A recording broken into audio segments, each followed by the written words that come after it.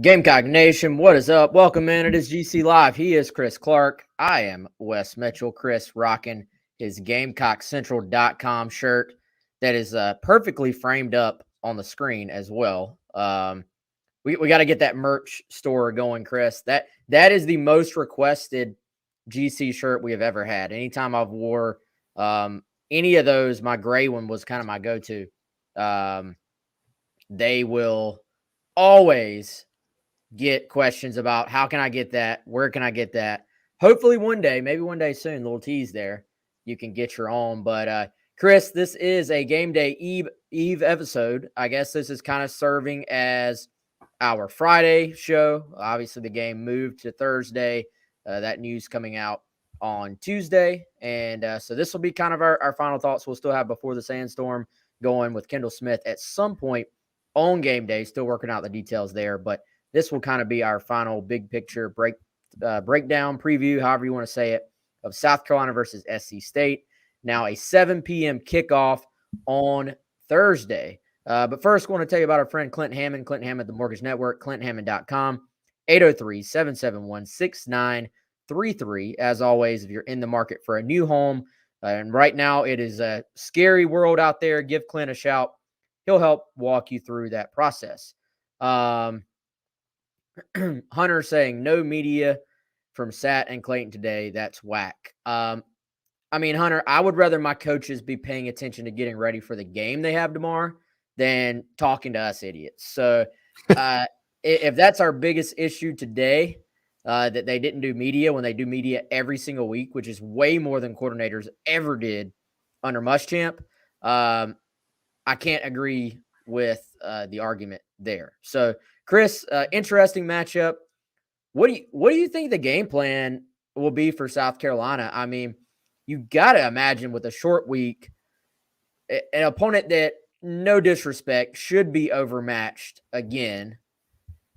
It's probably going to be at least a similar package of plays as far as the game plan goes from a South Carolina perspective. Wouldn't you think? Yeah, that's where my head automatically went. Like, first thought I had when starting to analyze this game, watching some SC State, going back and looking at, stats obviously can be liars, Wes. But when you look at a game, sometimes you have to look at the stats to contextualize what you're seeing. And looking at that for SC State, that's where my head went, is that this is another team for the second week in a row that's going to come in and have a talent, size, skill, depth deficit relative to South Carolina. And there's not many games because of where South Carolina's at and the competition level South Carolina plays. We're not going to say that many weeks. In fact, this is probably 3 weeks out of the season we will say that. And certainly with Charlotte, with SC State, that's the case. But I think there's some carryover and some similarities between last week and this week. That being that this is another team that comes in, they're reeling some in terms of record. They're reeling some defensively. And you just look, Wes, at what SC State's done defensively this season. First of all, they're 1-2. They sustained a blowout loss to UCF early in the season, 56-10. They did beat Bethune-Cookman on the road, but they lost to North Carolina A&T, who at that point was winless, 0-3. They lost that game. And defensively, I looked, watched those games or watched the ones that I could check out 2 of them. And then I looked at what they surrendered defensively, and it was tough sledding for them in terms of run defense. Gave up 292 to UCF on the ground, gave up 284, including 6.3 yards a carry to A&T. And even in a win over Bethune-Cookman, they gave up 191. And so last week, what did we see against Charlotte? A defense that is overmatched, has been struggling. Carolina keeps it simple. They, for the most part, ran the ball, some quick game, kept things simple, and they were able to go out and just execute their game plan. And I think, Wes, it's probably going to be more of the same on Thursday. I keep hoping I don't say Saturday. Thursday, tomorrow is the game. Probably more of the same.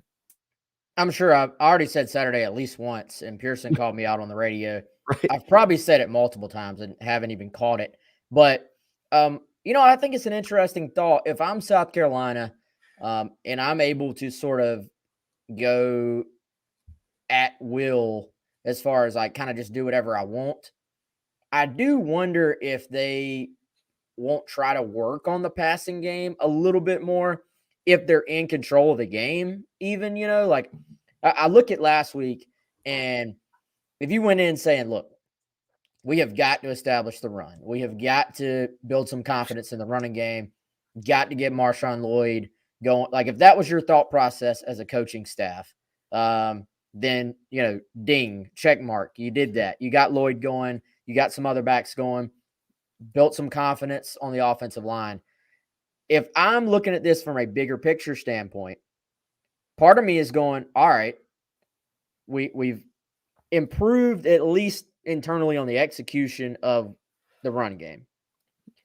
Let's go into these next few games where you're going to have the passing game and try to work on it a bit this week, knowing against this opponent, man, the running game should be there, should be available, I would think. The thing I liked about what they did this past Saturday is that, Chris, even if they got behind schedule, behind the sticks, the holding call that put them in 1st and 20, they were still able to run the ball on 2nd and long or throw quick screens on 2nd and long and get back on schedule. Against better opponents, you can't always do that. You usually can't. So I would think if you want to work on the passing game a bit, throw on first down a bit, try to get Rattler going, try to get, kind of work on that timing, that would maybe be available to them, but within the same package of plays. I imagine the game plan itself, like the plays they take to this game, are going to be very similar to what they took in last week.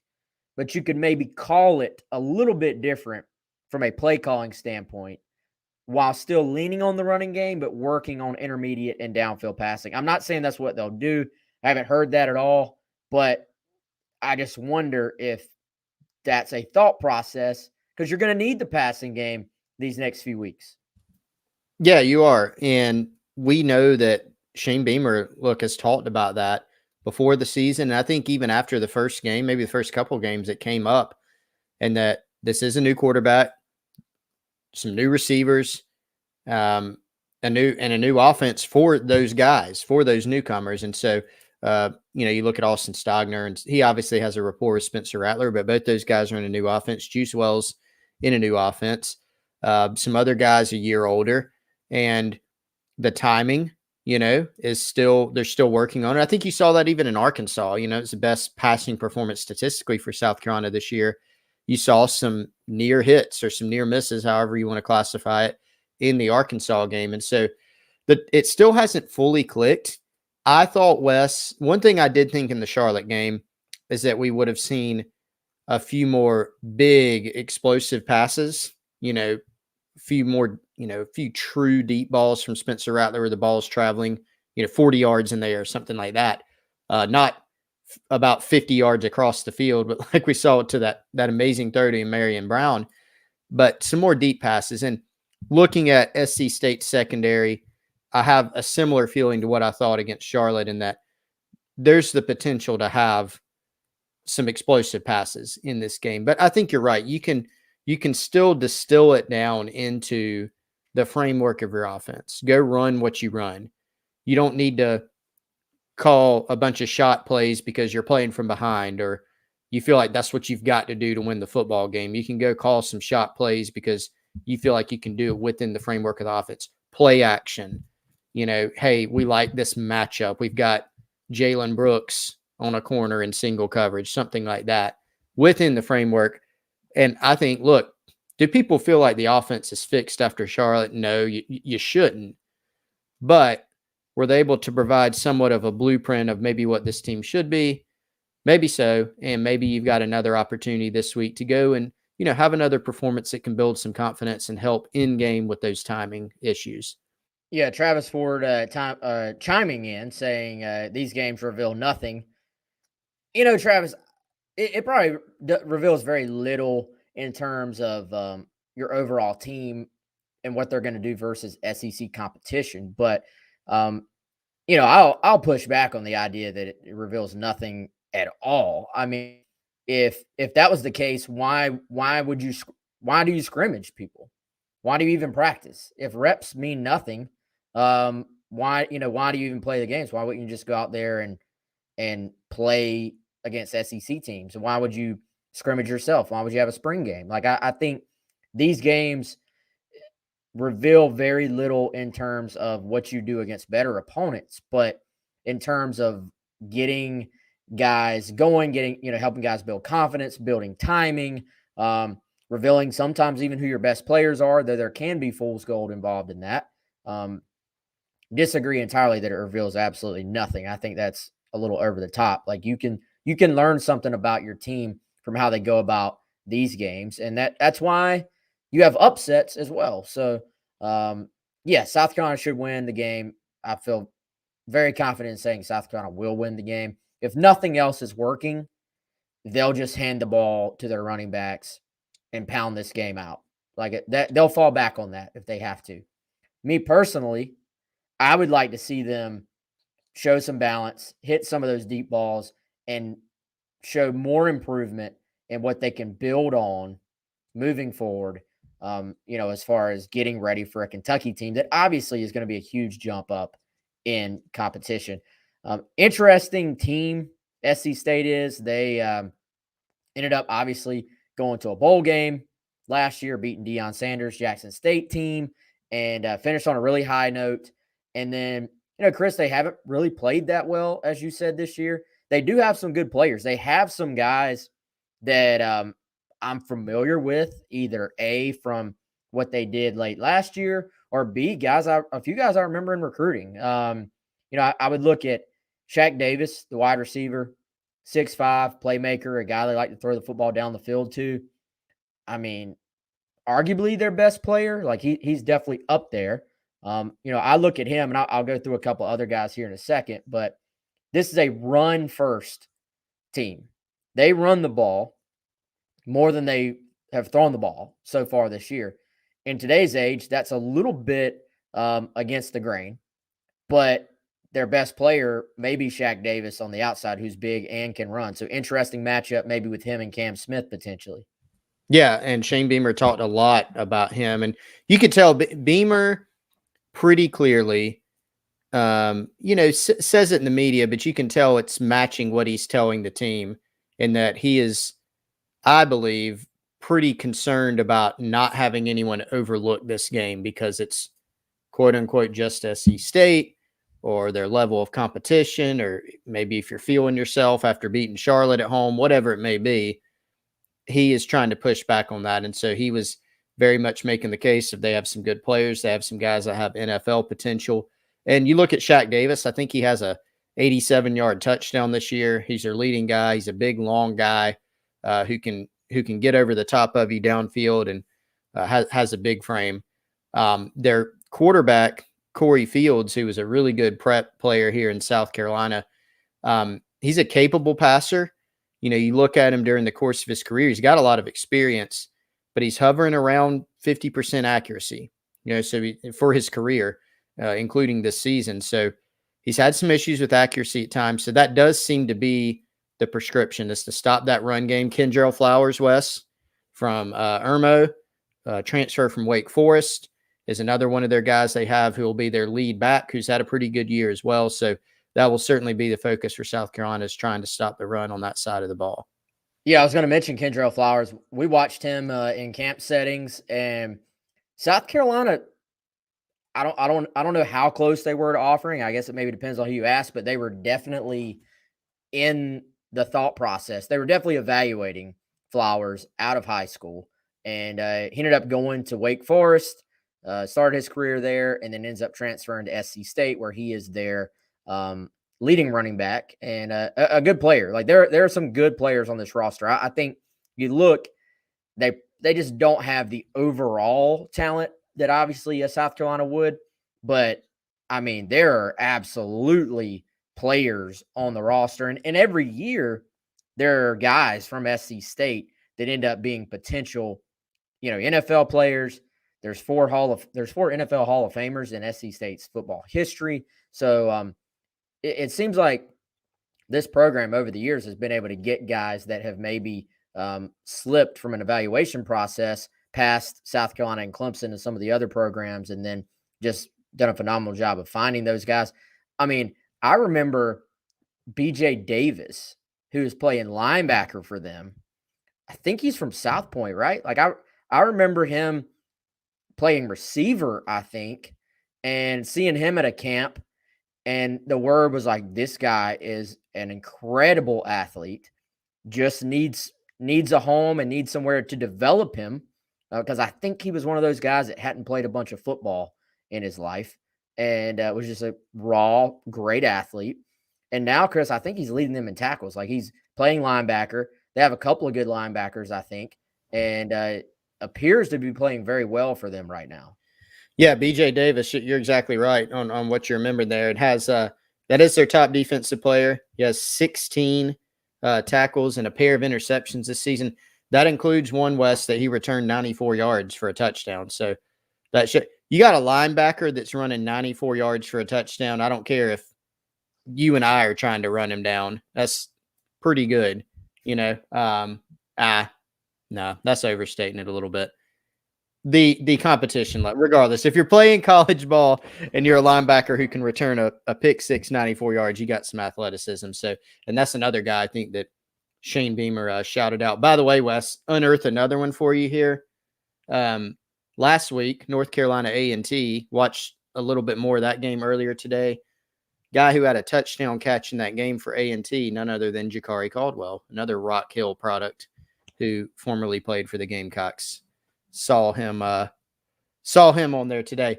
Hey, also, 2 housekeeping notes. Lady Bree, appreciate you joining Gamecock Central. I noticed you said you did not get your Founders Club hat. There's a link on the Insiders Forum. You also asked where the Insiders Forum is. Go to GamecockCentral.com. At the top tab, you'll see something that says Forums on the navigation. Click on the Insiders Forum. If you're a member, you'll have access there. And then our guy Craig wanted to get an On3 hat, Wes. I can't hook you up, Craig, at this point. I don't have any way to do that. But if you go to outsider.com and go to the On3 shop, you will be able to order yourself one if you really would like one. Yeah, and we maybe take this for granted. The Insider Forum, Lady Bree, is probably the heart of Gamecock Central. So if you've got a subscription and you haven't been on there yet, like, you're missing out on a huge part of the GC community. So go check that out. That comes with your subscription. It's really probably the foundation of what GC is. So go check that out. Post, give your thoughts, respond, all that good stuff. But yeah, so somebody on here said we were going Lou Holtz here about our opponent. No, I mean, we're Bill and Mary. Yeah, I don't think that's what we're doing. I think we're just trying to tell you about who they are. I mean, my prediction, I have Carolina winning by a lot. Me too. Like quite a bit, but I also think this could be one of those, this could be one of those business-like wins for South Carolina. Because here's the thing.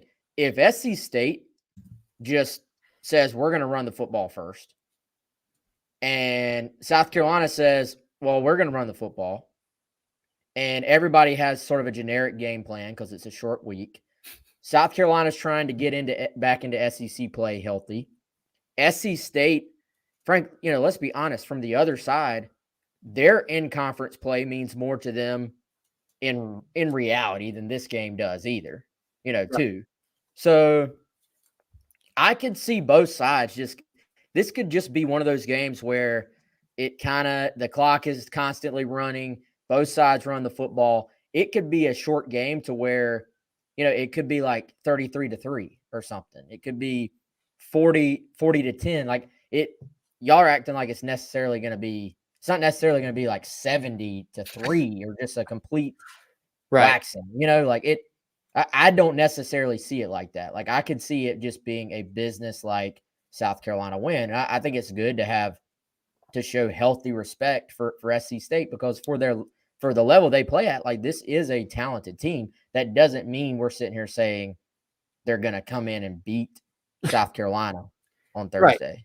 Well, yeah, I mean, I think we're just trying to do our diligence and telling people, I mean, if you want to know any of the players you may see on the opposing team on Saturday, this is who they are. And some of them are good. They don't have a roster full of guys at South Carolina's level or a Power 5 level or a Group of 5 level. They don't have that. But they do have some guys, to watch who have some ability. Kendra Flowers is, an ACC transfer. Shaq Davis, I think, could certainly be a guy that could play at a higher level. Same thing for BJ Davis. So, yeah, just trying to let everybody know what the plan is. But I think you make a good point there about the game plan. I mean, this is also a shorter week. Not that a couple extra days of prep, Wes, is going to give you some, unlock some game, a bunch more plays, a much bigger, more robust game plan for South Carolina offensively or defensively or even on special teams. But it may give you, with Shane Beamer, when he's planning things out, mapping things out for this game, it probably does give you a little bit of, okay, let's keep this very simple. You're probably already thinking keep it simple going into this game because you don't have to do as much, similar to Charlotte. You do want to just get out of there. But you also, Wes, want to be in position in this game to go put your foot on the gas and win this game early so that you're not worrying about it. Rest your guys up, give them a couple extra days for Kentucky. But you have to go out and play well. And to that end, Wes, one thing I'm looking for, the offense finally got their faster start last week. They didn't score a touchdown on the opening drive, but they scored on every meaningful possession from the beginning of that game. Can the defense finally turn in a fast start? Can they force a 3-and-out to start the game? Can they force a few punts at the start of the game? That's something that I'll be watching for. I think they should, given the competition level, but we're not talking about this SC State offense in the same terms as we did with Charlotte. Mm-hmm. We figured Charlotte would cause some issues. SC State can cause some, but I think you're not quite as concerned there about them going up and down the field. Definitely. And I want to explore that. Before we do, though, going to tell you all about our friends at Liberty Tax, 803-462-5576. The tax team at Liberty Tax is here for you all year long. If you filed an extension this year, the deadline for you is coming up soon. That is October 15th. If you got some back taxes you haven't filed, if you owe a debt to the IRS, no blame, no shame. Go to the nice folks here locally to help you get straightened out. Local folks, convenient locations, friendly staff. The tax team at Liberty Tax is in Irmo, Columbia, and Lexington. That's 1123 South Lake Drive in Lexington, 7467 St. Andrews Road, Irmo, and 551 St. Andrews Road, Columbia. Again, 803-462-5576, 803-462-5576. Chris, there was a question on here I think we can explore. What is realistic as far as South Carolina offensive output against this team, maybe compared to Charlotte? And I kind of thought of that question first, just what it is on the surface. South Carolina offense against SC State's defense. But then I almost want to pair it in with what you just said. There is a sense early on, Carolina was moving the football against Charlotte, but Charlotte was moving the football through the air, but methodically, to the point that Carolina's offense was not getting many possessions at the beginning of this game against Charlotte. SC State probably going to try to move the ball on the ground, so clock's going to keep moving. But I'm with you. I think this could be the game the defense is able to kind of clamp down. A lot of it will be about, the opponent. It's about the matchup, which could, even if it is kind of a shortened game, both teams running, there could be more opportunities for Carolina's offense to go score. So I'm kind of talking out of both sides of my mouth on this. Could be a business-like thing, but it could be an opportunity for the offense to get several more possessions, at least in the first half when the game is sort of in the balance. In the second half, I'm with you, man. If I'm South Carolina, if I can get up, I'm getting Doty in there, getting, some backups in there and just letting all those guys go play. Yeah. And I think, look, it comes down to explosive plays too, and then what you're doing. It was kind of, if you just looked at the box score at halftime of last week, you would have said, oh boy, there goes the offense again. They're stinking it up right in the first half. But as you noted, and yeah, they should have scored a touchdown on that first drive. I think, messed up down there in the red zone. But they scored on, what was it, 8 possessions, Wes, straight? You just didn't get a lot in the first half because Charlotte was taking time. It was a lot of dink and dunk. There's a lot of third downs that they were then converting, like on screenplays, where they were getting 15, 20 yards, 12 yards, whatever they needed. So just not a lot of possessions there. Here, if you're forcing 3 and outs, and then whether you're running or passing offensively, if you're getting not just moving the chains, but getting big chunks or hitting explosive plays, you have a 65, 70-yard run, you can get up early and still do some damage and then limit your opponent's offensive possessions. I think, you look at some of those games. You remember the other day, Wes, we were talking about that Troy game in the Spurrier era that I think was at 69-24. And I think Marcus Lattimore scored like 3 rushing touchdowns in the first quarter of that game. So that shows you, you're hitting these chunk plays, these explosive plays. You can still run the football and do that. And certainly some of South Carolina's most explosive plays last week were with Marshawn Lloyd running the football. So I think there'll be opportunities, pass and run, to do that. I think everybody would feel better in this contest if you can go score a couple touchdowns, not just in the first half, but in the first quarter.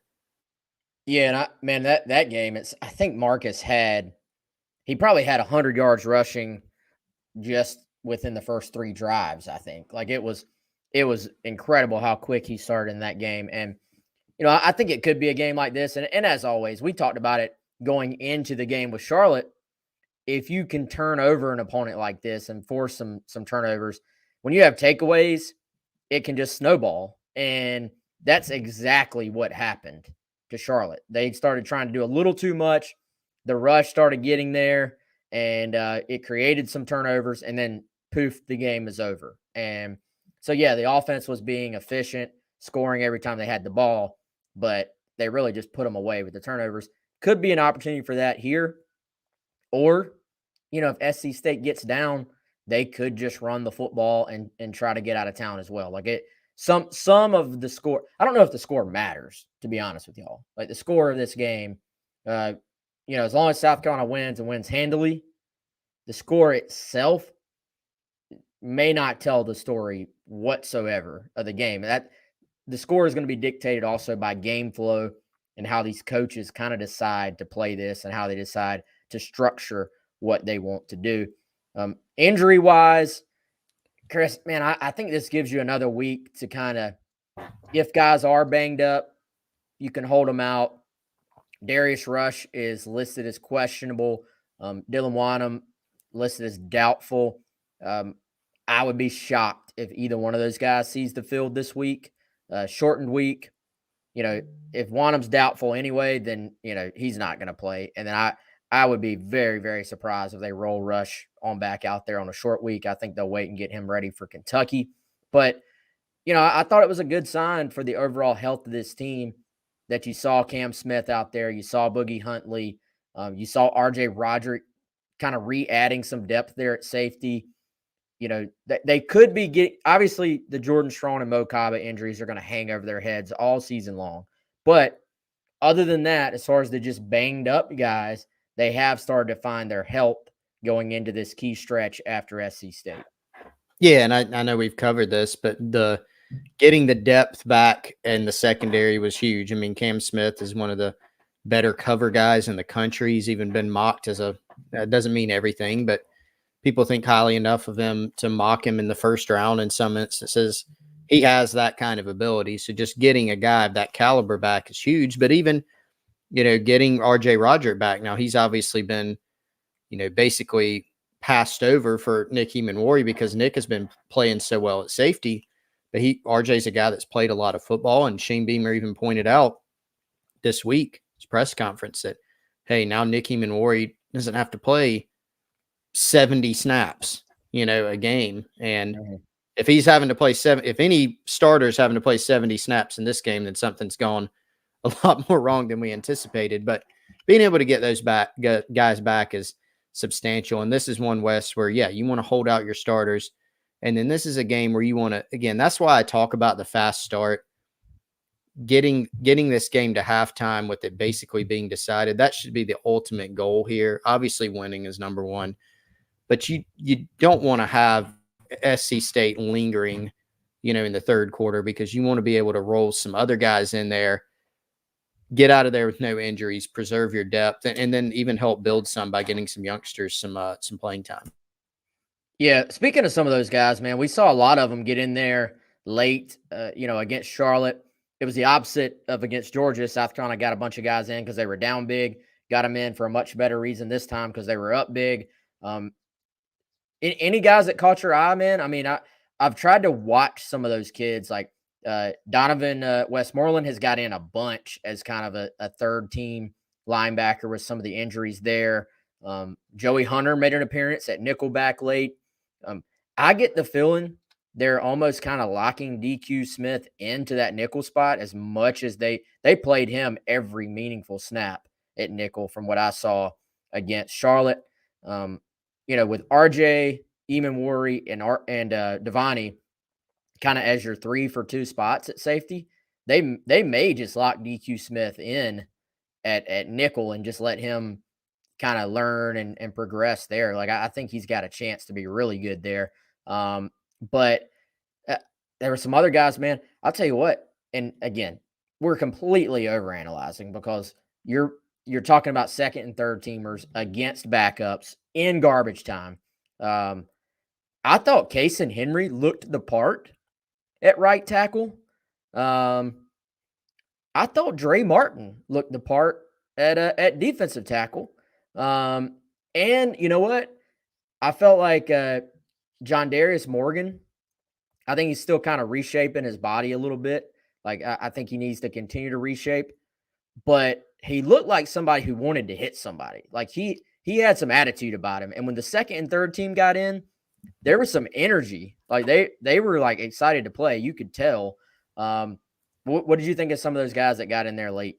Yeah, I mean, you remember John Darius's high school tape. I mean, it was really impressive. He was flattening people left and right. And a young kid, I thought that was interesting. Like, did not really anticipate that going into the Charlotte game, seeing Martin and John Darius Morgan. Didn't catch wind, West, of the fact that Brian Thomas Jr. was going to be like that next edge. Obviously, the depth there really needs help. But I figured, maybe it'd be a Hot Rod Fitton who also played in that game. But Brian Thomas Jr., even as an undersized true freshman in the mix, Henry, I think there was always a question of like, who is the freshman offensive lineman that gets the first chance? And it was him. Big physical kid, also had good high school tape. Corey Rucker as a newcomer obviously made a quick impact. But yeah, I mean, those guys did physically look the part. The one that you just put up on the screen, Bam Martin Scott, was the guy that I had highlighted in my post-game insider report. I think there's still some work to be done there, taking on blocks. But as far as a guy that can play in space, looks the part, can run, he had the pressure on Chris Reynolds, the Charlotte quarterback, that led to one of the interceptions actually in that game. So obviously with the linebacker depth, having him out there as someone who can, give them some snaps, I think that's a key development if he continues progressing. Yeah, good call there. A long-armed kid, man, can explode into the backfield. Like there are some things to like about what he can bring to that position. And we anytime with linebackers, I feel like we don't have the full picture. And it's one thing to look the part physically. It's another thing to like instinctually be where you're supposed to be and to fill your run gaps the way the coaches want. And we don't see what the responsibilities are on every single play, obviously. But there are some guys at that position, man, that I do kind of circle, him being one of them. Debo Williams is a heat-seeking missile when he locks in on a ball carrier. Now, I saw I don't think they got hurt on it, and not to like nitpick. I think he got beat on a little angle route from a running back when he was in man coverage. Like I wonder maybe if that's to hold up just some coverage responsibility stuff. But Debo, I don't know, man. Like I just have this feeling like I kind of circle him maybe as this year goes on. Like I feel like I'm being a little bit of a prisoner of the moment. Like I thought he played very, very well against Charlotte. We got to remember the opponent. But he flashed quite a bit to me. Like that would be massive for that linebacking core if Debo Williams could continue to gain the trust of the coaching staff to the extent that he can play more and more. Yeah, and I do feel like there's this weird phenomenon that it even happens to me where I feel like he's been here longer than he has. I mean, he's in year 2, but sometimes because he's a transfer, I feel like you think, okay, well, he transferred to South Carolina when he was a junior. No, he was a freshman who had literally not played college football. So he got his feet wet last year, comes in this season, and obviously has taken a step up in terms of playing time, especially, with the depth being down at that position at linebacker. And you're right. I mean, when he hits something, whoever he hits, generally, I think they feel it.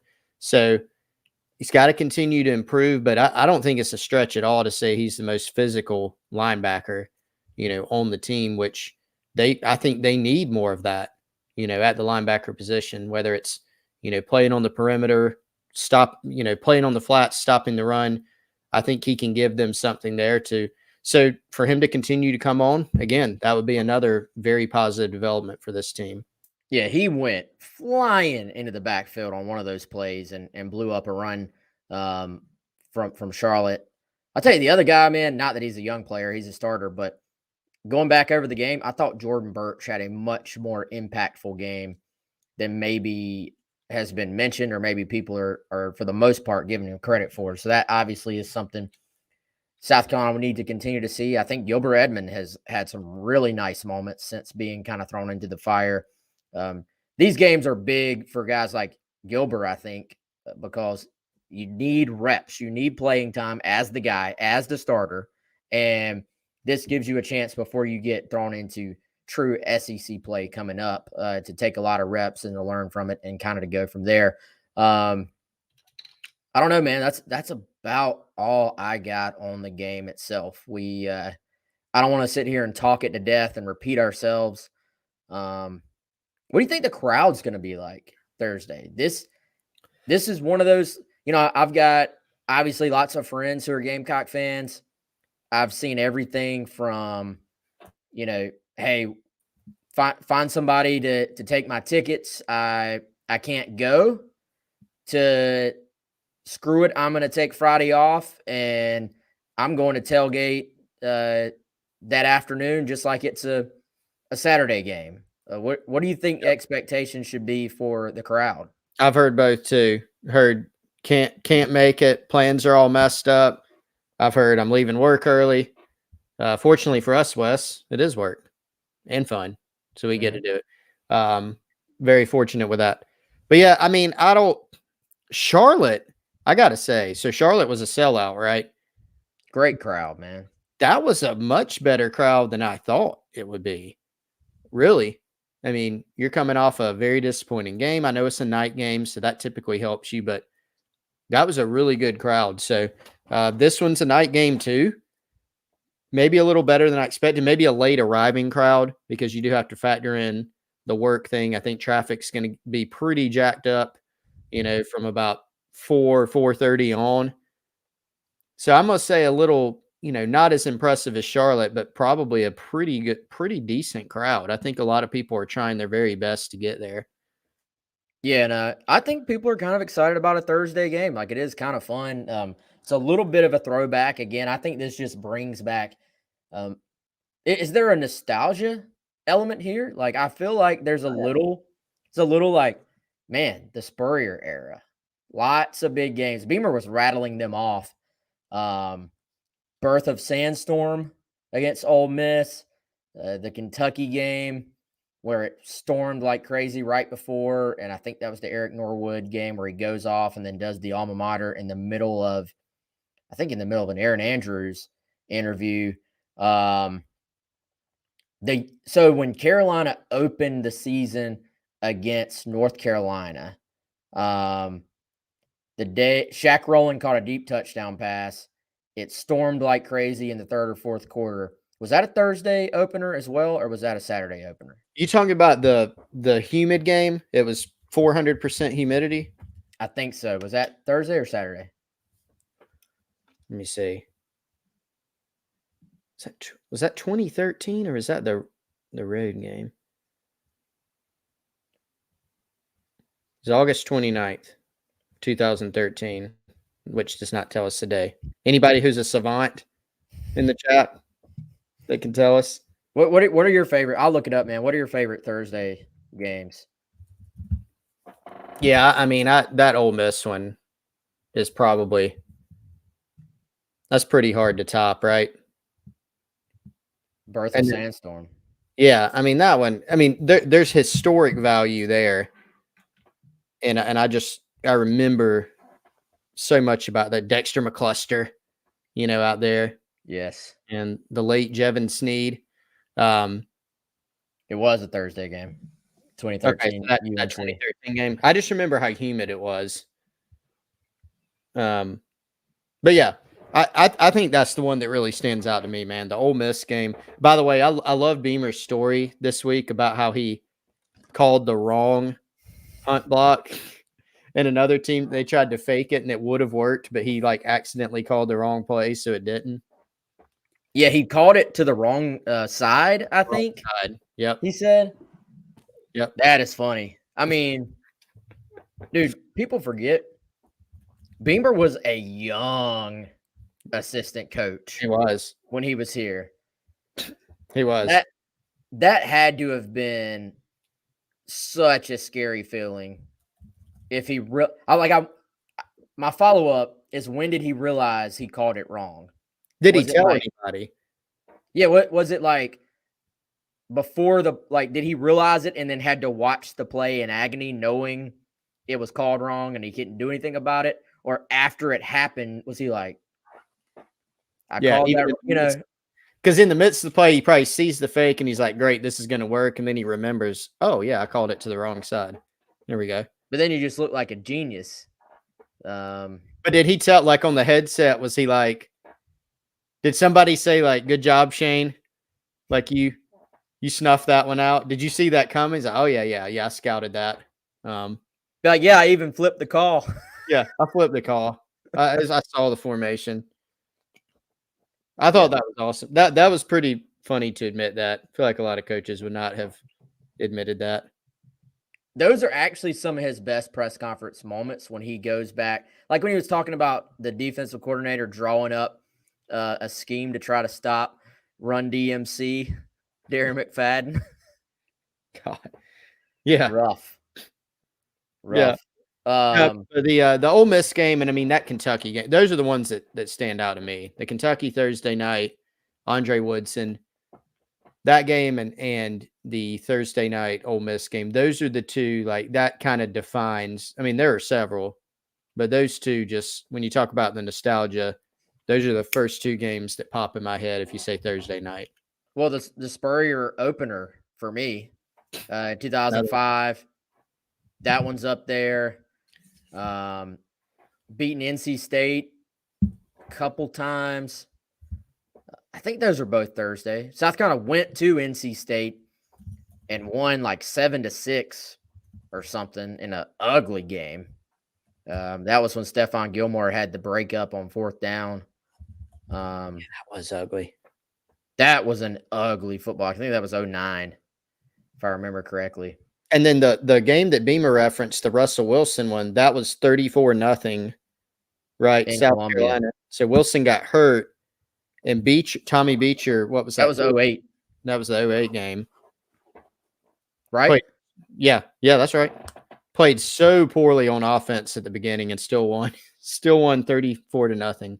Well, Chris Smelly came in and threw 100 touchdowns, I feel like. Yeah, that's right. Weird game, but that was fun. Michael saying, didn't we open up back-to-back Thursday games, 2008, NC State at home, and Vandy in week 2. And then lost at Vandy. Is that right? I think you're right. Yeah. I think you. Yeah. Vanderbilt was, 24-17. Vanderbilt won. At Vandy. That was a rough game. Justin asked, was the post 9/11 game on Thursday? Yes, it was. We actually just Preston Thorne played in that game. We were just talking about that with Preston the other day.